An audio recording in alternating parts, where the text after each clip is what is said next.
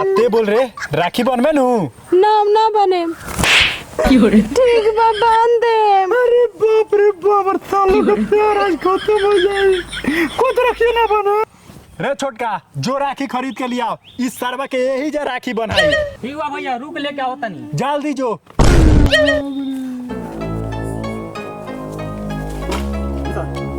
ले आ इधर आ बांध करा के राखी।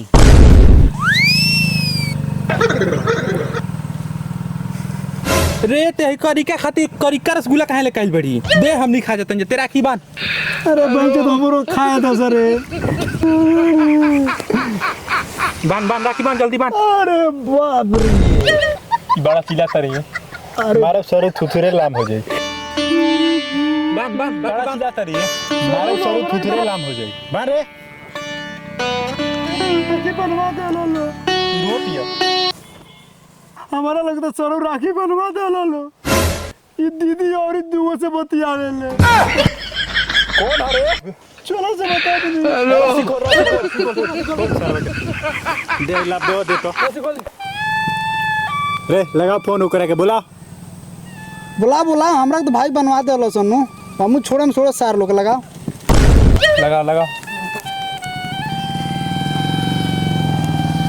हेलो हाँ बाबू कहाँ बरा अरे तू आओ ना हो जी पीपरवा गछिए त ना होतिन मिले रानी सा हाँ तू आओ ठीक बा बुला देनी आवे तो भाई चोद का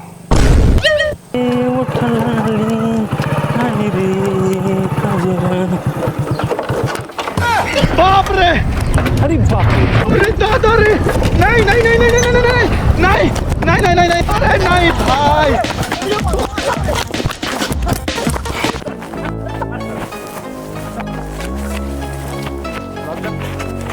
एक और राखी बांध बांध एकदम बांध रे जल्दी एक राखी बांध कर साले ते तो फसले हमरो के फंसा दे ले माजा दोनों जना लाला बनी जा तो मार ना खा जाए दोनों जना राखी बांध के हम ना बनवा बाप रे कहना बने पास की सांस अटक जाई आई कहना बनवे चुप ठीक है ठीक बांध बनवा ओए ठीक नहीं क्यों होता अरे सर ठीक तो हमारे साथ ना बोल बोलता बनवा रसगुल्ला बा लेकिन सार तरह दिया ही ना हम नहीं खैला रसगुल्ला छुआ तारा चल अब आजाद हो गइले हमनी के दूसरे के तो बना गइल ये गोरी से बतियावेले ओकरो को चले के बनवा देवे के हां कहाँ मिली रे बथनिया सुतो रहला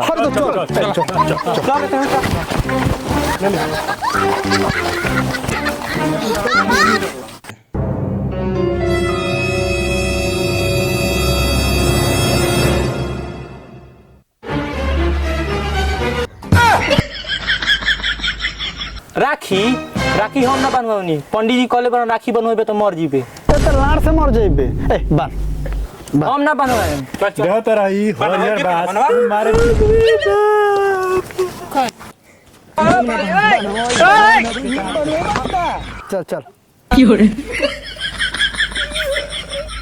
चल मुंह मत दो जना का तो बनाइल ही बा बनवा हाँ मिठाई खेबो मिठाई साला नहीं के बाद गुलाब जामुन दूगो चल अब ये मार रक्षाबंधन के दिन है देखा जाए गर्लफ्रेंड से मिले मैं देख लो राखियों बांधता सो मारतो बड़ो सो और तो जाना नहीं है दूरे से काम चलाना है वीडियो को ज़्यादा शेयर कीजिए और लाइक सब्सक्राइब जरूर कीजिए सपोर्ट कीजिएगा वीडियो को प्यारा कमेंट कीजिए वाह